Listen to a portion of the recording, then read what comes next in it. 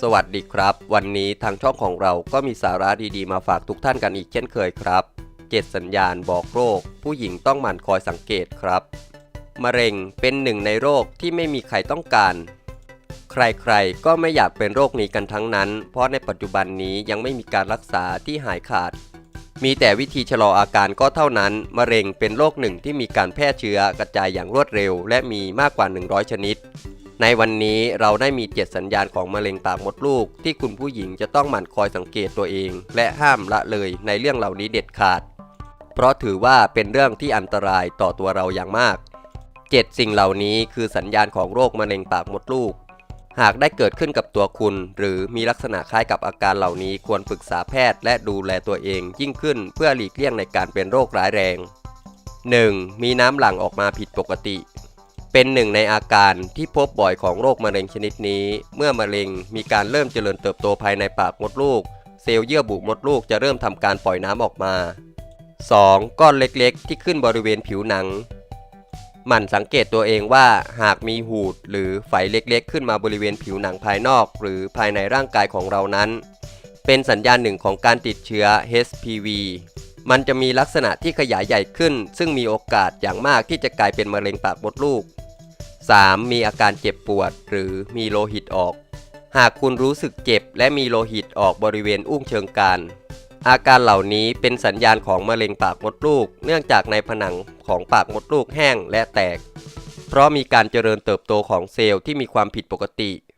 อีกทั้งยังมีโลหิตออกที่ทวารหนักหรือบริเวณกระเพาะปัสสาวะร่วมด้วย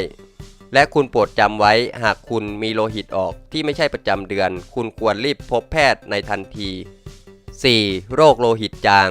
มะเร็งปากมดลูกนั้นจะมาพร้อมกับโลหิตจางเนื่องจากมีโลหิตออกมามากจนเกินไปหากคุณรู้สึกมีอาการเหนื่อยล้าและอยากที่จะกินอาหารอยู่ตลอดเวลารวมถึงมีอาการหัวใจเต้นเร็วควรรีบปรึกษาแพทย์ 5. ปัสสาวะผิดปกติหากคุณรู้สึกว่ามีอาการปัสสาวะติดขัดปัสสาวะยากขึ้นนี่คือในหนึ่งสัญญาณของการเป็นมะเร็งปากมดลูก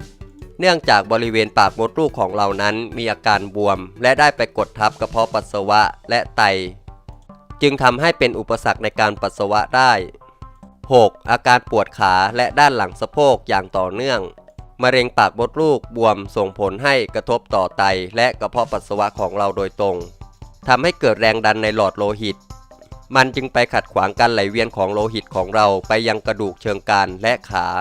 สร้างความเจ็บปวดอีกทั้งยังทำให้ข้อเท้าและบริเวณเท้าของเราบวมขึ้นด้วย 7. น้ำหนักลดลงหากคุณมีน้ำหนักลดลงจนผิดสังเกตไม่ได้เกิดจากความอยากอาหารสาเหตุนี้มักพบมากในการเป็นโรคมะเร็งในกรณีนี้เมื่อปากมดลูกบวมจะทำให้เกิดแรงดันในกระเพาะอาหารและนำไปสู่การสูญเสียน้ำหนักของเราหากคุณมีอาการข้างต้นที่เราได้กล่าวมานี้อย่านิ่งนอนใจมันคอยสังเกตตัวเองว่ามีอะไรเปลี่ยนแปลงไปบ้างหากคุณมีอาการข้างต้นควรรีบปรึกษาแพทย์อย่าปล่อยทิ้งไว้เป็นระยะเวลานานหากเรารู้ว่าเป็นมะเร็งนั้นก็จะได้แก้ไขได้ทันทีถ้าคลิปนี้มีประโยชน์ก็อย่าลืมกด Subscribe และอย่าลืมกดกระดิ่งเพื่อได้รับการแจ้งเตือนคลิปใหม่ๆจากทางเราด้วยนะครับสำหรับวันนี้สวัสดีครับ